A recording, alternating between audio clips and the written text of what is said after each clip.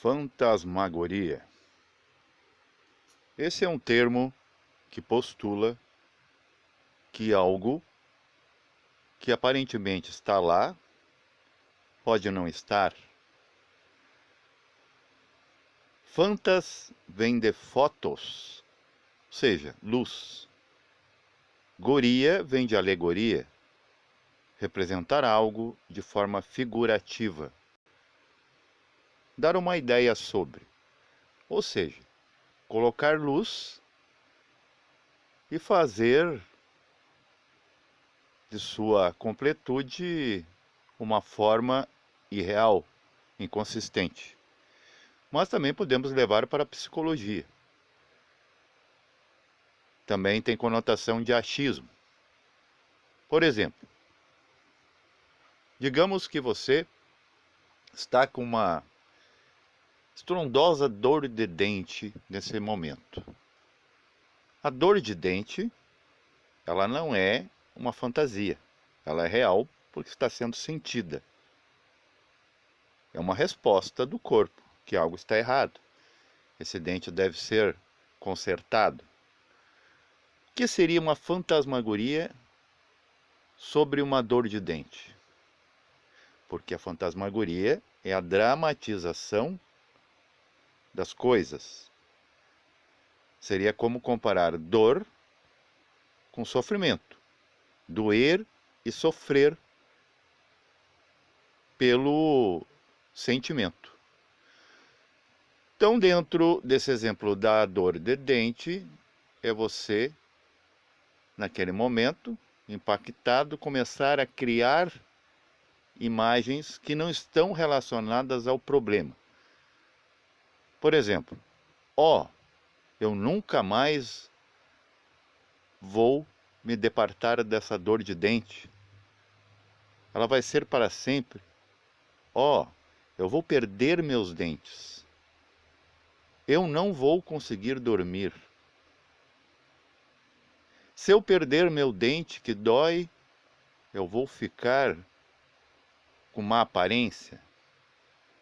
O meu rosto vai entortar, vai ficar falhado.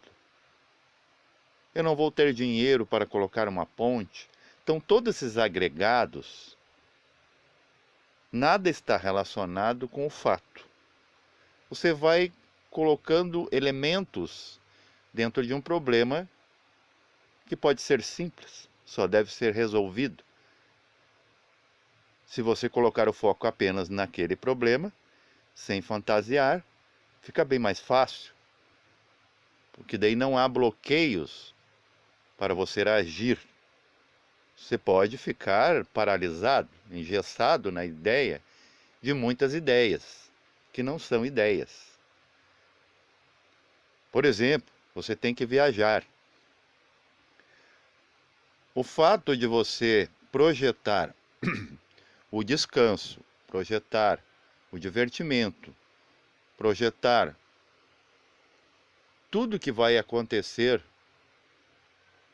de fato, que pode acontecer em uma viagem, de forma positiva, é você começar a colocar agregados. Pode chover, pode fazer muito sol. Eu posso me acidentar. Então, a mente, dentro do conceito de fantasmagoria, se passa, vamos dizer, ela começa a elubridiar, ela começa a colocar elementos, porque pensamento é pesamento, é peso e medida, para que isso fique mais real. A mente tem a necessidade de problemas para ter que resolver. Mas a pergunta é, há problemas? E dentro disso, podemos, dentro desse viés, colocar a fantasmagoria relacionada ao medo. E o medo é antagônico à prudência. Por exemplo,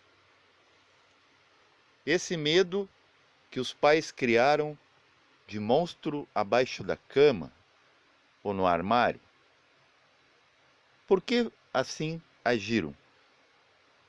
Não é pelo fato de que querem que os monstros devorem suas crianças para se libertar delas. Não, não seriam tão cruéis assim.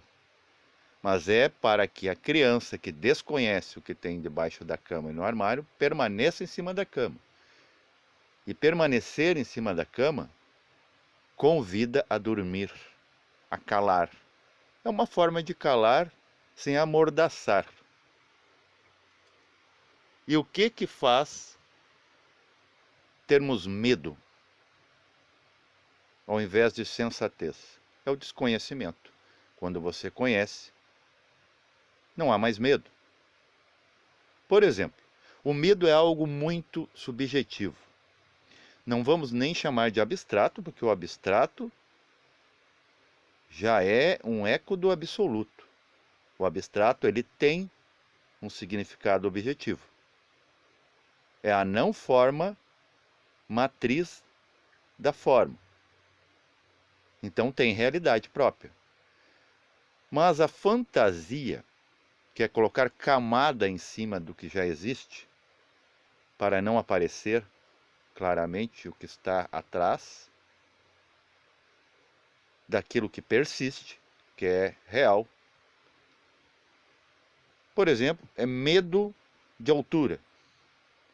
A altura não mata. O que mata, eu vou falar aqui de forma até engraçada, é a baixura. É você se deslocar subitamente da altura e chegar ao nível do chão. Isso pode matar. A altura não mata. Seria mais sensato contemplar. Já que você está alto, está vendo outras coisas que você não pode ver dentro dessa fantasmagoria que é a ilusão da Matrix, que é o plano físico. Ter medo de não pagar a conta, por exemplo. Ser inadimplente nas leis de manutenção da prole. Vamos chamar de pensão alimentícia. Hoje vale para mães e pais.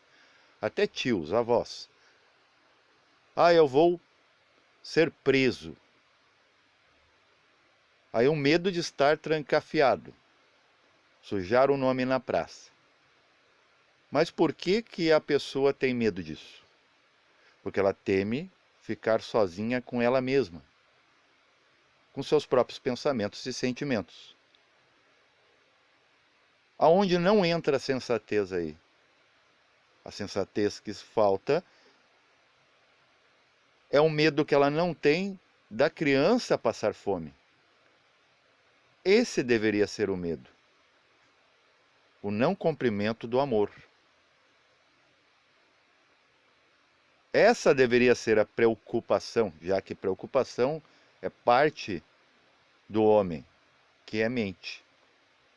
E que mente para si mesmo com a fantasia. Com o romantismo em cima do realismo, das coisas que realmente são. Realização é uma transação do que é real. É diferente de você plasmar.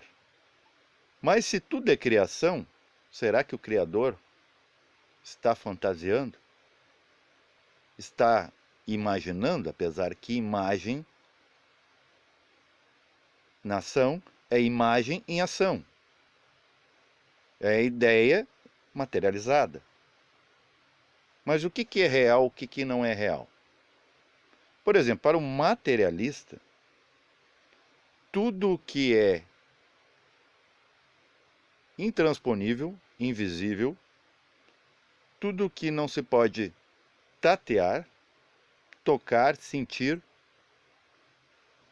é fantasia. Para o espiritualista, o mundo é a Matrix. Perceba? Teoria da Matrix, da Maia, vem do universo espiritualista. Qual dos dois estão certos? Nenhum. Porque o materialista não entende que quem está nesse momento vivendo um mundo ou uma vida espiritual, assim dita, pode ver esse plano físico como uma fantasia. Digamos que alguém passou lá, um passarinho, passou no mundo espiritual e falou: sabe que existe pessoas que morrem, adoecem, têm corpos físicos, né? Exalam mau cheiro, doem, reclamam. É um mundo muito denso. Esse espiritualista, sem o conhecimento, porque ele ainda não tomou experiência física, ele pode dizer que é uma fantasmagoria. Da mesma forma que o ser que ele chega até aqui e sofre amnésia conceitual e consciencial, ele verá tudo que está ligado ao elemento espiritual como também fantasia. Ambos, dentro da dualidade, se contrastam e se equivocam. Isso é ignorância. Você achar que aqui é mais real que lá e o que está lá mais real que aqui. Na verdade, se formos falar a verdade, tudo é irreal. Porque a partir que Deus começa a criar, ele começa a sonhar. Só que sonhar, sono, sonhum, é a busca do som único. O próprio Deus se fantasia, vamos dizer, cria alegorias, figurativos para ele mesmo, para ele depois se convencer que ele é aquilo que ele já era. Então ele volta e acorda quando o universo dorme. Vocês percebem essas contradições? É muito diferente algo real, como por exemplo, existe morte e existe nascimento. O que não pode acontecer é que você não está morrendo e você pensar que vai morrer. Você já está morto. Vocês percebem nisso? Ou algo que não nasceu a não ser que seja de você. Por exemplo, pensar que alguém está pensando mal de você. Ou está o admirando, está pensando ao contrário, está pensando bem de você. O fato de você concluir que alguém pensa em você de bem para mal, isso é procedente. Realmente, a pessoa pode estar pensando bem ou mal. O que é fantasmagoria dentro desse jogo é que alguém pensar bem ou mal de você ou influencia, ou interfere. Isso é fantasmagoria. É colocar algo onde não está. Mas é totalmente plausível você pensar que o outro pensa. Claro, o outro pensa bem de você. Outras horas pensa mal, muito mal de você. Pode até estar falando mal de você, ou pode estar lhe elogiando. Mas nada disso é importante. Se você colocar isso como relevante, como interferência em sua vida, essa é a fantasmagoria. Vocês percebem a diferença entre medo e prudência? O medo é aquilo que faz você, tendo forte porte físico, não ousar se aventurar a subir a montanha. Você fica lá nos pés, sempre abaixo. Sensatez ou prudência é aquilo que faz você pisar certo, se segurar nas pedras certas e subir a montanha e conhecer a montanha. Ah, mas eu tenho medo de cair. É prudência você ter um certo nível de medo. Estamos aqui fazendo o quê? Equilibrando. Percebam? Nós estamos aqui para equilibrar. Nós somos a quarta espécie, quinta raça. Ou seja, por sermos quinta raça, já estamos no verbo, no quinto chakra, de baixo para cima. Como espécie, estamos no peito. Deixamos tudo para trás. O reino animal, o reino vegetal e mineral, mas que estão em nós. Só que agora que quem tem que falar mais alto é o pensamento, é a lógica, a razão. A razão, ainda mesmo sendo rasa, ainda está acima dos outros reinos que estão em nós. É lógico que vai se manifestar, e essa é a verdadeira constelação cósmica, que você, por exemplo, se comporta como feroz. Por quê? Não por causa do seu tatara ou quadravô, que era muito austero, como querem hoje, né, os psicoterapeutas te destinar e diagnosticar como causas do teu comportamento, das desaventuranças, né, das tribulações, como por exemplo, desculpa, esses mesmos traumaturgos criaram o conceito de trauma. Trauma existe? Trauma é algo que você pode pegar.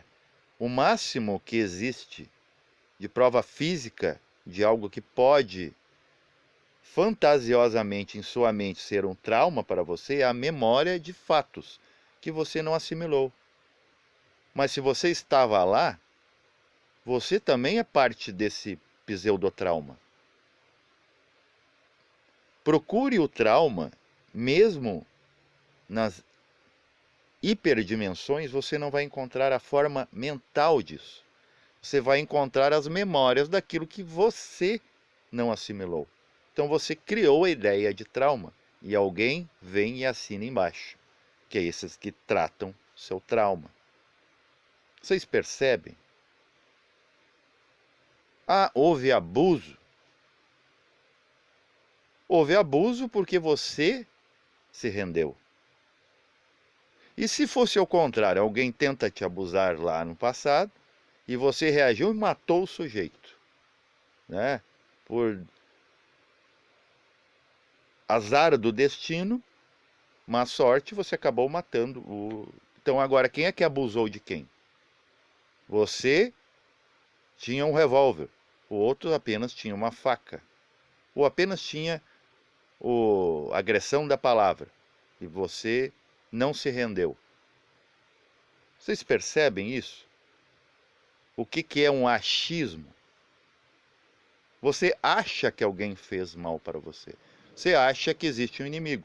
Sim, você tem inimigos, inclusive dentro da nossa biosfera energética, temos o chamado inimigo secreto. Vocês sabem o que é isso? São átomos.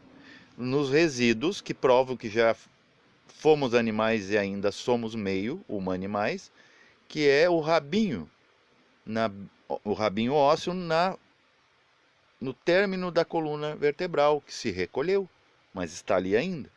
Ali, trancafiando a nossa Perséfone, a nossa... Dentro da mitologia, ali está a nossa rainha, que desceu ao submundo, que é os nossos infernos atômicos, que é o baixo ventre, que é onde está toda a escória, todo o resíduo, todo o peso da vida. Tanto é que sentimos qualquer sentimento aqui, no abdômen. E tem um chakra para isso. Então esse inimigo secreto, ele existe. E ele se manifesta, às vezes ele sobe, como, né, a própria Kundalini, às vezes se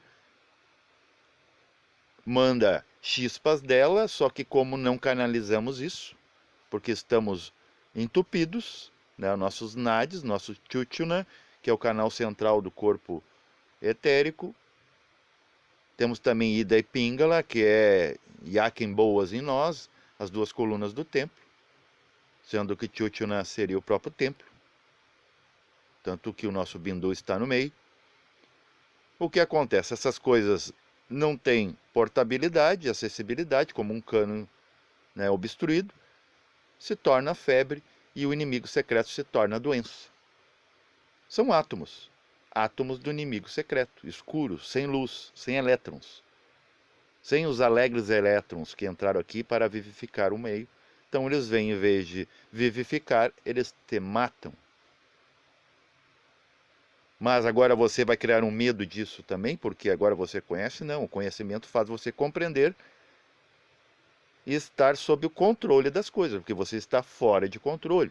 Por isso que a natureza te dá a impressão que ela te controla. Não é. Você está andando contra o vento, então o vento te derruba. Ande com o vento te leva, te conduz, te eleva. E todos os elementos é a mesma coisa. Fogo te queima porque você não é luz. Se torna em luz, o fogo não vai ser problema. Se você não está sufocado pela vida, as águas das emoções não vai te sufocar.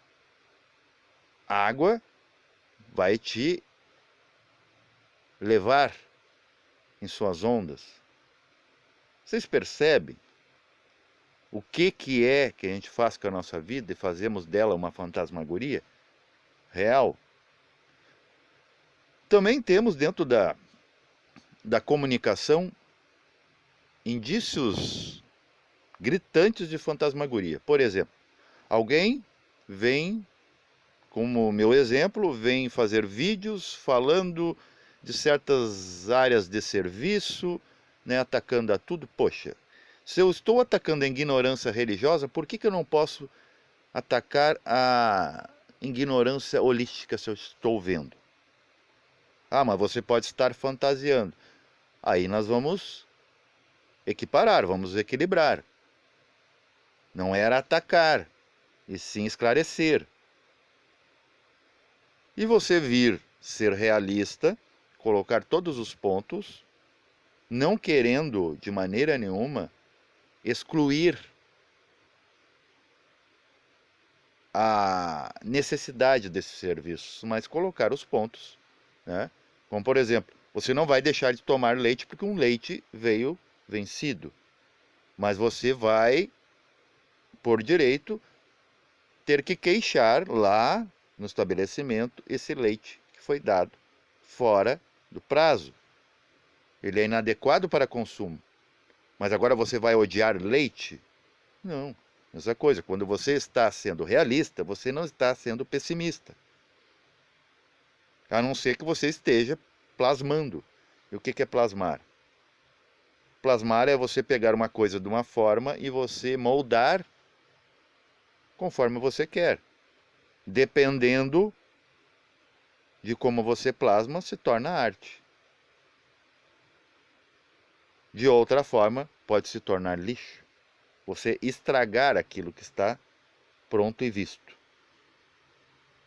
Então percebam, eu já passei muito por isso. Tudo que eu falo, inclusive aconteceu um evento no grupo de WhatsApp desse canal, em que eu comecei a colocar pontos de escolas iniciáticas, religiões fundamentalistas, essas que abusam, né, e que nos dão a lista de normativas, de regras sociais, coloquei elas como controle. Da mesma forma lá que eles atacavam a política. Mas espera aí, se a política é controle, então a religião também é, e a ciência também. Até eu chamo de 3 cabeças de Céreberos, que parece um ser irreal, mas como ideologia ele é muito real, porque funciona, ele está acontecendo, realmente há um controle. Vemos na vida diária, no cotidiano, que a gente é controlado. Eu não consigo, né, apesar dos esforços, comprar tudo que eu preciso. Não vem o retorno de acordo equiparado com o esforço. Como é que eu posso fazer? Agora, se eu reclamar é fantasia? Não, fantasia é esses achar que pode nos controlar assim e nós não vamos fazer nada. A voz do povo é a voz de Deus, que realmente Deus é tudo. Então, o povo são células. Todas juntos, o povo é um corpo. Então, tem mais voz, mais poder, comparado a uma célula com muitas células, né? Porque, por exemplo, um vírus perece, porque são milhares de células imunológicas que atacam um único vírus. Então, o poder divino está na multiplicidade e não na unidade quando se fala de indivíduos. Mas, universalmente, é a pluralidade que caracteriza Deus em essência, em síntese. E há quem pense que Deus é uma fantasmagoria. Por quê? Porque tem alguns, né, idiotados que colocam Deus com forma física. Enquanto Deus pode ser apenas energia. E a energia também, para alguns, se torna subjetiva. Alguns pensam que a natureza não tem linguagem, que a consciência não tem um idioma traduzível. Então esses não estão como fantasmas. Eles não estão aqui nem lá. Não estão vendo lá a origem do trânsito da consciência e nem o resultado, nem a causa, nem o efeito.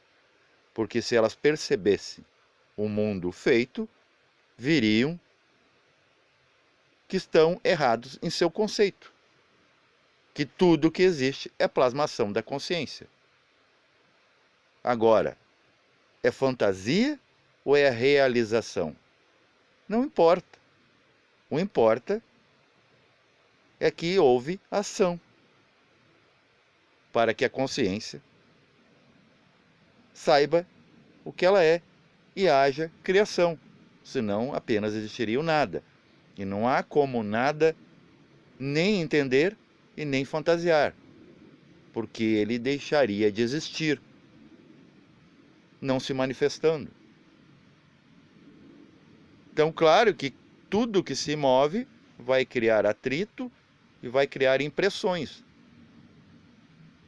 Agora, o que vai ser fantasia nesse processo vai depender das intenções, que é o que nenhum ser humano compreende. Ele só vê comportamento e ações. Paz reverencial a todos.